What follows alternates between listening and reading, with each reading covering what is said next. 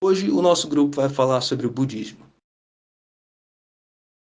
E para entender a origem do budismo, precisamos conhecer a história de Siddhartha Gautama, o primeiro Buda. Siddhartha Gautama era filho único do rei e da rainha do Nepal, na Índia.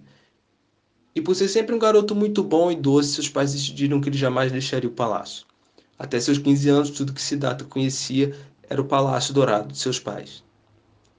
Entretanto, na sua festa de 15 anos, encontra uma porta entreaberta que dava acesso às ruas da cidade. Curioso, decide explorar. Se aproximando do rio Ganges, depara-se com três cenas que o perturbam profundamente. Uma mãe dando resto de laranja ao filho, pois ele não tinha água para beber, um homem batendo em um idoso para roubar suas roupas, e uma idosa recém-falecida estava sendo cremada à beira do rio. Vendo a verdadeira face do mundo, Siddhartha decidiu nunca mais voltar ao palácio. Ele precisava procurar por respostas. Decidiu buscar como podemos alcançar a felicidade em meio a tanta miséria e sofrimento. Siddhartha chegou a viver como um mendigo por algum tempo, vendo apenas do que ganhava das pessoas na rua. Depois virou um marinheiro e viajou pelos 7 mares, conhecendo o mundo todo. Após muitos anos, ele retorna à Índia. Chega a trabalhar como carroceiro, lavador de arroz e até mesmo feirante. Em dado momento, Siddhartha desiste de tudo. Senta-se debaixo de uma figueira e começa a meditar. Levantava apenas vez ou outra para beber água no rio ou comer uma fruta, e depois voltava a meditar. Assim, Siddhartha, o primeiro Buda, atingiu sua iluminação, e depois de 40 dias de meditação embaixo dessa figueira, falece, deixando assim para o mundo o budismo. Embora em algumas linhagens da religião existam figuras não humanas, o budismo é uma essência não teísta. Ao contrário da crença popular, Buda não é um deus, mas sim uma consciência que pode ser atingida por qualquer pessoa. A doutrina do budismo é filosófica e espiritual, em busca da paz e tranquilidade máximas, o nirvana. Então, Gautama define os caminhos para se alcançar a sabedoria, felicidade e igualdade. Estes são as quatro nobres verdades e o caminho óctuplo, que somados formam o caminho do meio, o caminho para a iluminação. Acreditam em karma, isto é, toda ação gera uma reação. Acreditam também na reencarnação, ou seja, ao morrer a mente se desprende do corpo físico e renasce em outro corpo. A transição entre a morte e o renascimento se chama bardo. O ciclo de mortes e renascimento se chama samsara, definido por suas ações de vida, isto é, pelo seu karma. A moral búdica apresenta aos seus praticantes as quatro nobres verdades e o nobre caminho óctuplo. As quatro nobres verdades são o dukkha, a vida é sofrimento; samurya, o sofrimento surge dos seus desejos; nirodha, se os seus desejos chegarem ao fim, seu sofrimento acaba; e o magga, que existe um caminho a trilhar para eliminar os seus desejos, o nobre caminho óctuplo. O nobre caminho óctuplo apresenta 8 pilares: a compreensão correta, que diz respeito a você entender as quatro nobres verdades; o pensamento correto, você ter o controle da sua mente. Buda uma vez disse que os seres humanos têm cérebros de macaco e nós precisamos aprender a usá-los. A palavra correta, evitar criar o karma negativo com o poder da voz. Devemos falar somente a verdade, ser compreensivos ao falar, encorajadores por meio das palavras e prestativos. A ação correta abrange tudo o que fazemos com o nosso corpo, incluindo bons hábitos de alimentação, sono, exercício e qualquer outra coisa relacionada ao bem-estar do seu corpo.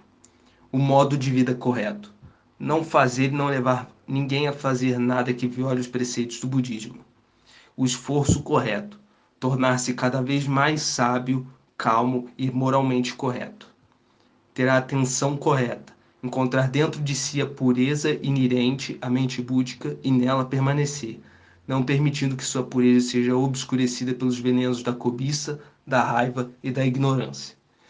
E por último, temos a concentração correta. É a ferramenta para aprendermos a meditar e nos beneficiarmos da meditação.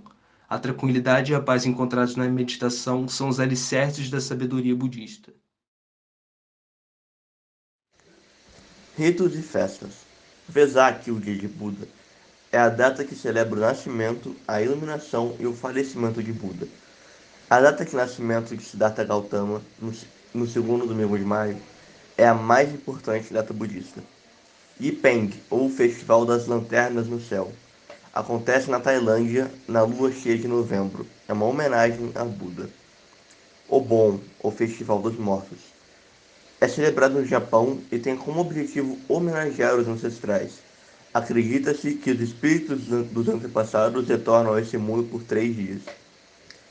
E há ainda o Uposatha, ou o Dia da Observância. É iniciado, ele teve início no tempo de Siddhartha Gautama e é um dia para purificar a mente. Não se trata de uma festa, mas de um dia especial para os budistas praticarem o Dharma. Comunidades. Por muito tempo, o budismo foi a principal religião do Oriente, possuindo diversas subdivisões em diferentes países. Estima-se que hoje existam em média 500 milhões de praticantes do budismo no mundo. E é também a quinta maior religião do planeta em número de seguidores. Não é possível dizer o número exato de praticantes do budismo, porque a maioria deles não a praticam de forma pública. No Brasil, temos cerca de 245 mil budistas, segundo o último censo que foi feito em 2010. E os principais países que praticam essa religião são a Índia, o Sri Lanka, a China, Mianmar, Coreia, Vietnã e o Japão. Subdivisões: Budismo Mahayana, a mais numerosa tradição budista nos dias de hoje, traçando suas origens em Siddhartha Gautama. Essa vertente aceita novos sutras e defende que todos podem buscar o caminho da iluminação espiritual. Budismo tibetano, também chamada de escola Vajrayana, apresenta uma estrutura hierárquica onde a figura do Dalai Lama é o líder espiritual, além de ser o líder político do Tibete. Zen budismo é a vertente mais praticada nos dias de hoje. Trata-se de uma vertente japonesa que surgiu na China. Tem como base a prática do Zazen, cuja tradução literal é meditar sentado. Budismo Theravada, considerada a vertente mais antiga, possui sua prática ainda mais próxima do budismo inicial. É focada na disciplina e na conduta ética de seus monges, além da meditação como prática e a sabedoria interna como ponto fundamental. Curiosidade: por que os monges budistas raspam a cabeça? Na época do primeiro Buda, cabelos longos eram um dos símbolos da realeza. Para demonstrar sua determinação na busca pelo caminho da iluminação, Siddhartha raspa seus cabelos. Sendo assim, até hoje, alguns monges budistas raspam suas cabeças como símbolo de busca pela felicidade e de desapego à vaidade. O budismo nasceu por volta de 525 a.C. Dalai Lama significa oceano de sabedoria. Quando um Dalai Lama morre, uma cúpula budista sai à procura da sua reencarnação em meninos que tenham nascido alguns anos depois da morte do antigo Dalai. Já foram reconhecidas 13 reencarnações do Dalai Lama.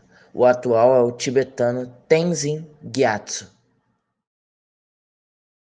A palavra Buda é um título que significa aquele que está acordado. O templo Tambodhai, em Myanmar, tem 582.357 estátuas de Buda. As 3 estátuas mais altas do mundo são representações de Buda. Na China, com 128 metros, em Myanmar, com 116 metros, e no Japão, com 110 metros de altura. Alguns monges budistas chamados de Sokunshin Butsu praticaram a automumificação, se trancando em uma tumba de pedra até a morte. A prática foi proibida no século XVIII. Monges budistas são proibidos de matar qualquer animal, menos que seja um verme. Agricultores chineses usam moldes de plástico para produzir peras com a forma de Buda.